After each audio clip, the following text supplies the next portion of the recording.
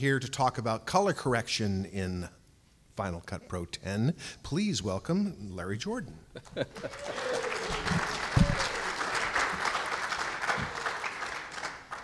Before we start, I want to thank Heather for sharing her computer.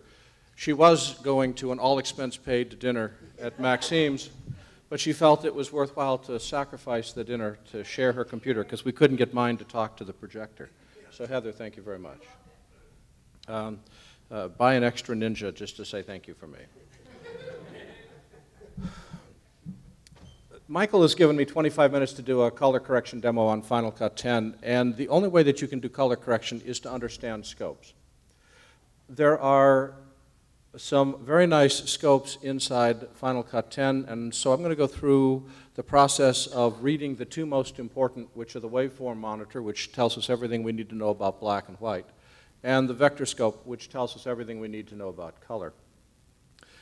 I normally do this presentation in about 2 hours, so what I've decided to do is to drop every third word, and we'll be able to squeeze it down into 25 minutes. Final Cut 10 has a lot of controversy associated with it, and I'm not here to defend or explain everything, but the color corrector really takes a lot of elements from color, which ship with Final Cut 7, except makes it much more understandable. I like everything about the color corrector inside Final Cut 10, especially when compared to Final Cut 7, except Apple changed the shape of the color wheel to a color board, which I still have problems with, just to confess a small thing. But I tell you, the color correction inside here is pretty cool. Let's start with a quick description. If we go up to the window menu, we have the ability to display scopes. And the keyboard shortcut to display scopes is Command 7, and I can never figure out where the heck they are on the monitor display, so I'll just type Command 7 and there's the scope. It's in the window menu somewhere. We're going to just open this up just a bit to be able to see what we have to work with. There are three primary scopes inside Final Cut. The first, which is the histogram, is exactly like the histogram inside Photoshop. It shows the distribution of pixels from super black on the left to super white on the right, scaling from dark to light. The histogram is incredibly valuable inside Photoshop. It has almost no utility inside Final Cut 7. That's the last thing we're going to say about the histogram. The waveform monitor tells us everything we need to know about black and white. With the waveform monitor, we can say things like the left-hand side of the picture is brighter than the center of the picture, and the center of the picture is brighter than the right-hand side of the picture. We can make left-to-right statements that way. But we can't make up and down statements. With the waveform monitor, down is dark, up is bright, and we divide the waveform into 6 sections. Down here at the very bottom is super black. This is an illegal value. You cannot have black levels down into super black. They need to stop at 0, which is black. From 0 to 33% is shadow detail, sometimes called blacks, which is not politically correct, so we're going to call it shadows. From 33% to 66%, they can't decide what they call this. Some people call it mid-grays, some call it mid-tones, some call it just mids and give up. We're going to call it one of the three. Then the top third is from 66% to 100% is called highlights. Then the white line is at exactly 100%, and above white is also an illegal value, which is called super white. The only problem with super white is every single digital camera shoots into the super white category, which means that if you don't color correct your images, they are already by definition illegal for all broadcast and cable work. And if you decide that you're just going to wuss out and put it to a DVD, it causes the DVD to cause the television set picture to warble and puts a buzz in your audio. So these are, you got to pay attention to this stuff.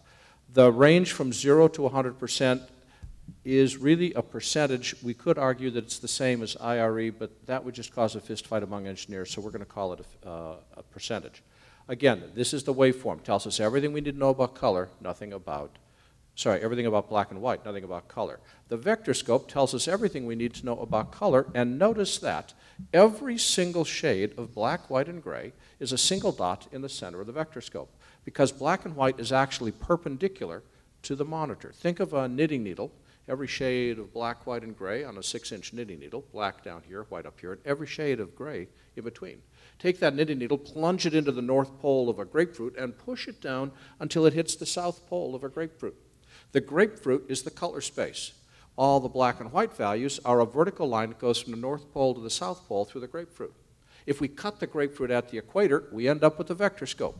There's the edge of the grapefruit going all the way around here. There is the knitting needle, perpendicular, with every shade of black, white, and gray. And as we go around the grapefruit, our hue changes. We have red, magenta, blue, cyan, green, yellow, back to red.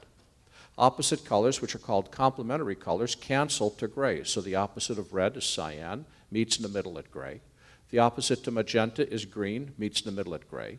The opposite to blue is yellow, meets in the middle at gray. So adding opposite colors cancels. That's why when we have a green screen shot, you add magenta. The way you take green out is to add the opposite color, magenta, and it takes it to gray. Also, equal amounts of red, green, and blue, equal amounts of red, green, and blue, equal gray. Now, if it's dark red, dark green, dark blue, then equal amounts of red, green, and blue equal a dark gray, or a light gray, or a mid-tone gray. I can see everybody's just unbelievably overwhelmed with that statement. So let me turn it around, because a rephrasing of this statement makes color correction possible. And that rephrasing is, if something is supposed to be gray, then it must contain equal amounts of red, green, and blue. That statement makes color correction possible. So let's just take a look. This is the, we'll go through the waveform really quick, and then I'll show you how we do color correction. Waveform's already expressed left to right, et cetera, et cetera, et cetera. Take a look here. This could be a square, could be a triangle, could be a pipe, could be a circle. All we can say by looking at the scope is that the center is brighter than the edges, or it starts dark, fades to medium bright, barely above shadow detail, back down to dark again. But I can't, I've been reading scopes since the beginning of time. I can't look at the scope and say, oh, that's a soft-edged blue circle sitting. I can look at the soft-edged blue circle and see the scope and get a relationship, but that's it. Take a look at this image. A little bit of water in front. Okay, we've got black levels, which are sitting right on the black line. We got some dark grays right around 25%. That's the shadow detail on the rock. We got some blue sky over here. That's the blue sky. We got the highlights on the snow. Notice that the snow doesn't even go to 100%. It's bright white snow, but it stops at about 90%. The black levels are just a little bit above where they need to be. They're sitting right at black, that shadow detail right there. All right. We can say that it's pretty even. It's called a high contrast picture, by the way. High contrast means there's a lot of pixels between the darkest and the lightest pixel. This is a night shot. It's supposed to be night, but look at the range of pixel values there. This is the arc of the sky right there, the river sort of hovering right around in there. We've got all these bright pixels. Now, you would think that this is night. It's supposed to be dark. The principal grayscale value is dark, but the actual grayscale value ranges quite widely. Yet there's no question that's a daylight shot, and that's a night shot. But night shot doesn't mean that you don't have any midtones and highlights. There's a really rich spectrum of grayscale values here. Look at the lack of spectrum here. We've got essentially a foggy day means there's no blacks, there's no whites, it's all midtones. Our black levels, if you take out this truck right there, our black levels are hovering around 25%. That's extremely washed out. Thinking of washed out, look at this shot, even more washed out. Black levels hovering around, 15 to 20%, white levels ending right at 75%. This is the archetypical definition of a cloudy day. If you shoot on a bright, sunshiny day, you want it to make it look cloudy, raise the black levels. If you shoot on a foggy day, you want to make it look like the fog isn't there, pull your black levels down. It's a really cheap way of making fog, instantaneously without a fog machine. Or take a look at this. Look where the black levels are, way up here. And the white levels right at 100%, perfectly safe image, but look at how dark this image is. Whoa. Black levels. Now, this is a blue balloon. So it's not going to sit right at 0. It's not black, it's blue. But look how close to black that blue actually is. And try to say that sentence with black and blue that quickly one time and make it through. And notice we've got yellow hovering right around 60%, except for that specular right there, which has got a little spike that goes up to about 80%. I love this picture. This picture, one would argue that she's white, but she isn't white. Her sweater is white. Her top is black. She's a mid-tone gray. I have spent extensive amounts of time researching this issue, and there are no white people anywhere in the world.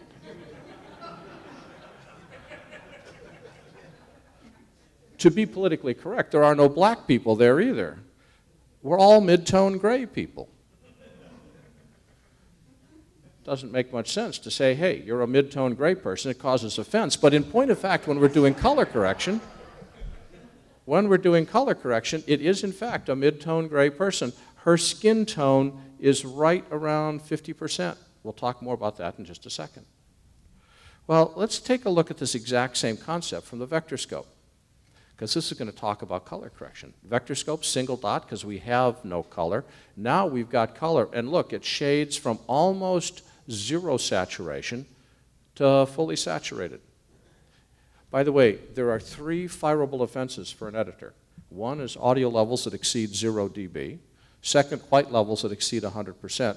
And third, chroma levels that are oversaturated. You can have naked people running around your screen as much as you want. Nobody cares. But your white levels go over 100%. They take you out back and flog you. How do you determine if your chroma levels are okay? Connect the tops of each of those targets. If your color levels are inside that 6-sided polygon, it is a generally safe assumption to say that your chroma levels are okay. If they exceed a line connecting those tops, your chroma levels are oversaturated and you're in trouble. Okay, so here, a little bit of saturation toward blue. Look at the saturation here. Strong blue, strong green, very strong orange.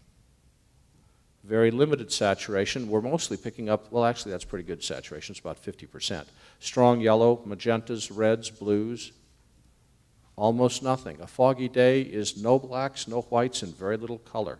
Very lack of saturation. A little bit of color shift toward green, a little bit of blue. The basket really is coming out more green than anything else. Look at the color spikes here. Yellow balloon, red balloon, blue sky.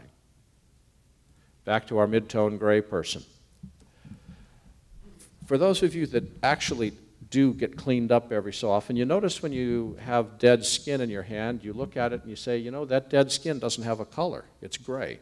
And this is why we get a grayscale value with our skin tone, because what gives our faces and bodies color is not the skin, but it's the red blood under the skin. This line right here, called the flesh tone line, represents the color of red blood under skin.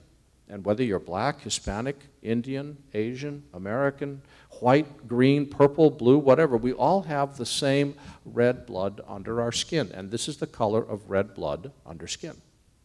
If you're color correcting anyone except Asian, their skin color needs to be on the red line or 2 degrees above it, which means pretty darn close to the line. If you're color correcting an Asian skin, it's on the line to 2 degrees below it. Red lipstick parks right there. A brass opera glass parks right there. The difference between the color brass and red lipstick is 12 degrees.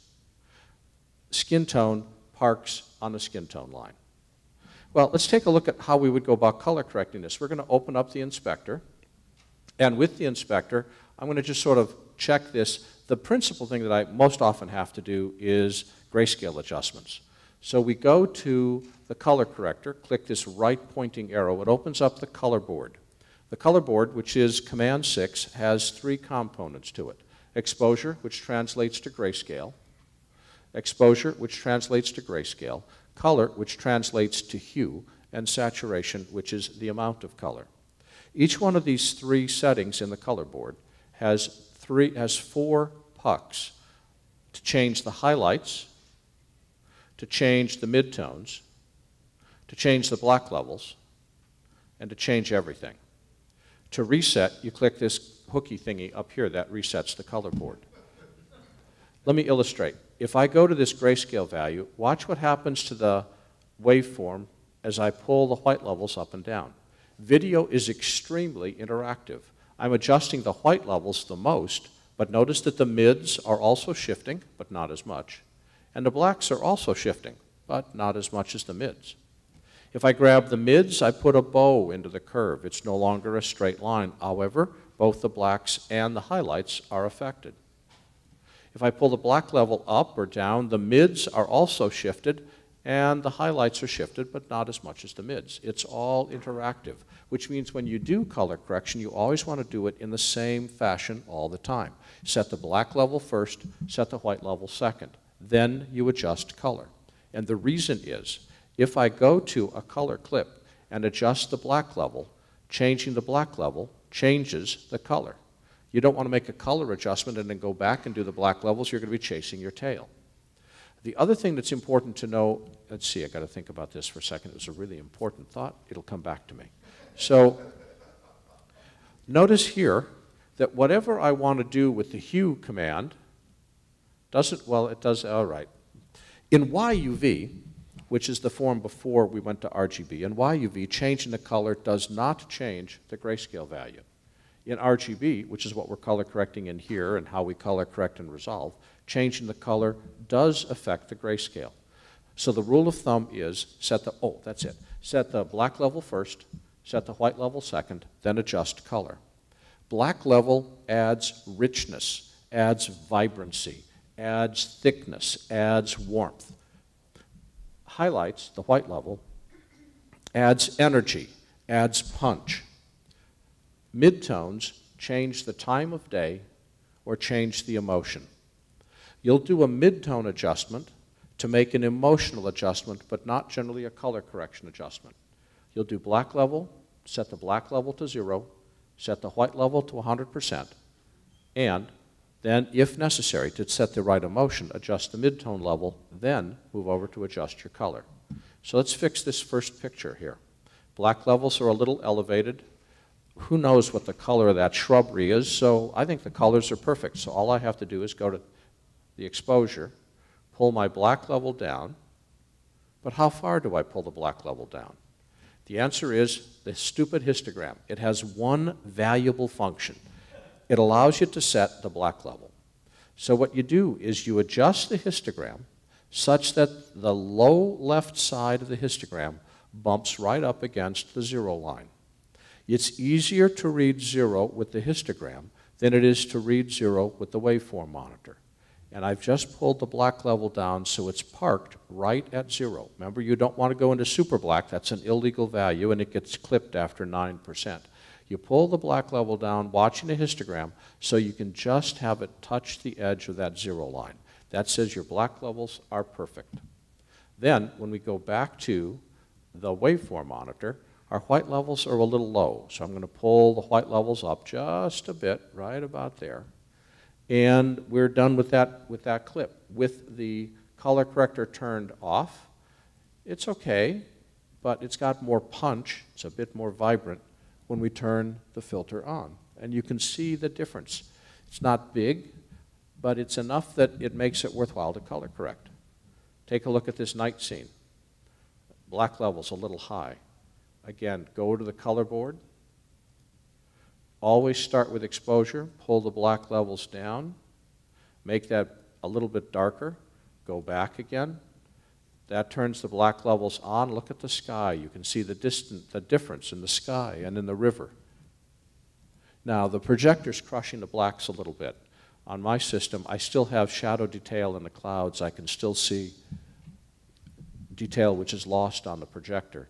But what I did is I took my black level from about 8% down to 0, and it added richness and thickness and drama to the picture. Same thing here. Let's take a look. If we go to this, always adjust your grayscales first. So I'm going to set my black level down right at 0 because the shadow under the truck is 0. So we'll pull that black level down. I'm going to pull the whites down just a bit because I want to pump up the mid-range and just add some spice to the balloons. And notice that as I do that, it's like the sun is setting or the sun is rising. It's midday, it's evening. This is a gross exaggeration, but it shows that what we're able to do with the midtones is change the emotional time of day content of the shot. And yet I'm not doing anything to make my whites illegal by going too high or my blacks illegal by going too low. So we'll just put that right about there. Well, foggy day. We could make it a foggy day, or we could take the fog away, pull the fog out, pull the white level up, punch this up just a bit, pull that down a little. There we we go. Okay, so take a look at it. This is without the fog. Sorry, fog, no fog. Not exactly no fog, but it's a whole lot better. And if I wanted to make it a foggy day, let's pull the black levels up, pull the white levels down, and look at that. Instant foggy day. Let's try something different. Okay, here, my black levels are elevated. Pull this down. This is a romantic, getting ready for a balloon ride, a romantic balloon ride in the evening. Bring on the evening. Pull the white levels up just a bit. There we go, black levels up a bit. And we can pull the mids up a bit. And we've now taken that, without even adjusting the color, we made that more evening-like. Okay, here, I've got a problem. I want to make this a little bit brighter, so we'll take the clip and let's see, we'll pull the black levels just a bit down just to say I can. Pull the white levels up. I'm not going to worry about the specular at the moment. Adjust that, except that red balloon is supposed to be green. This is a really cool feature. If you remember the limit effect inside Final Cut 7 where you want to be able to select the color red, we have the exact same thing. I can select based upon a shape, or I could select based upon a mask. Well, let's do the shape, for instance, gives me the ability to draw a shape. If I grab this, I can turn it into a square or a circle, change the size of the circle, add the, let's just put it up here, pull this down, pull this over. The outer circle represents feathering. I could feather that, and I will just a hair. Not a lot of feathering, just a little. Go over to here. I'm not going to adjust the grayscale. I'm just going to adjust the hue, and we'll just make that green. And we now have a green balloon as opposed to a yellow balloon, except I want this red balloon to be a different color, maybe dark green. So we'll go back to here, select the other mask, which is called, notice how I've got this. I'll click on the color sample mask and click the eyedropper tool and click and drag. As long as the eyedropper tool does not extend, that little white circle does not extend outside the balloon, right there. I've now selected that red, go over to here, and it says, do you want to change it inside the mask or outside? Let's see, I got to be on the right one here. Go back. Oh, I see. We have the ability, which is what I've done here, which is just totally wrong, to have a shape mask inside a color mask inside a shape mask. In other words, I can nest my masks, which is just going to drive me completely nuts because I don't want to do that. I want to create an all-new correction, so I'll click the plus button here. It says there's my second correction. Now I get to select my color, go here.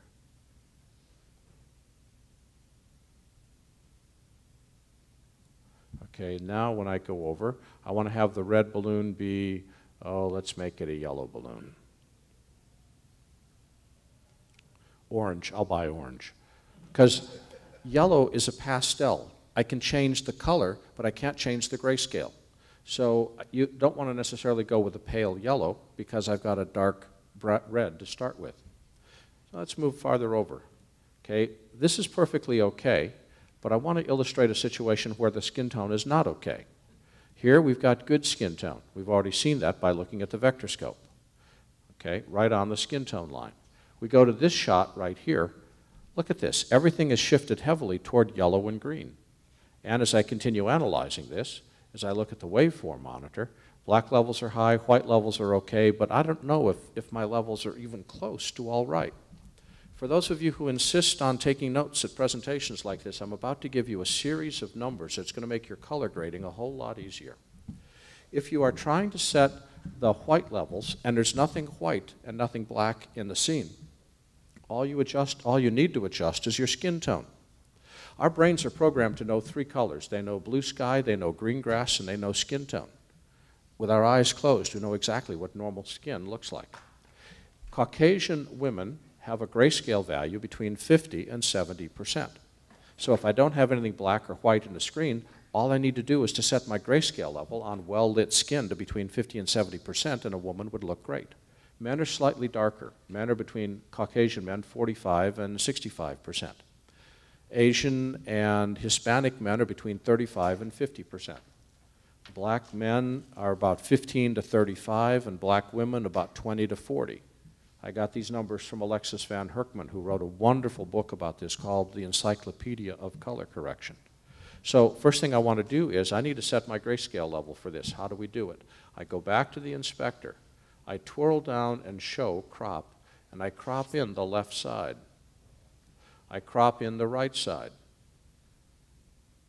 If I can't crop in enough, I'll click in the numbers and just drag up, because the numbers will go farther than the slider will.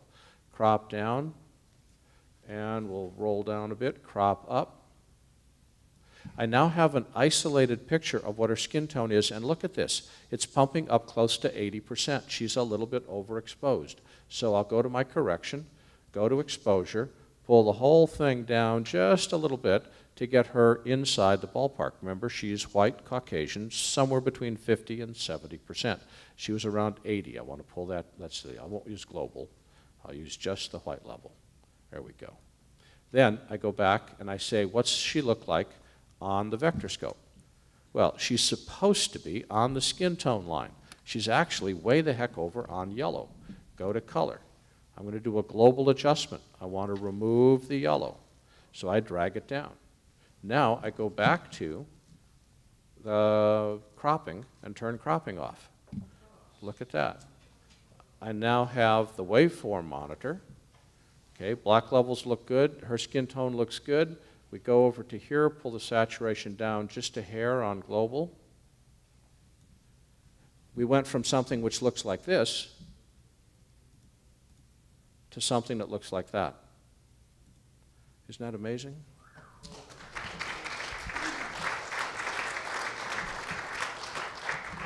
There is a lot of power in the color corrector that's built into Final Cut 10. But in order to understand the power in any color corrector, you need to read scopes. Never ever make decisions with your eye, because your eye can make a mistake and many monitors are not calibrated. I wanted to show you tonight what you could do when you understand how scopes work and the tools that control them. My name is Larry Jordan. Thank you very much.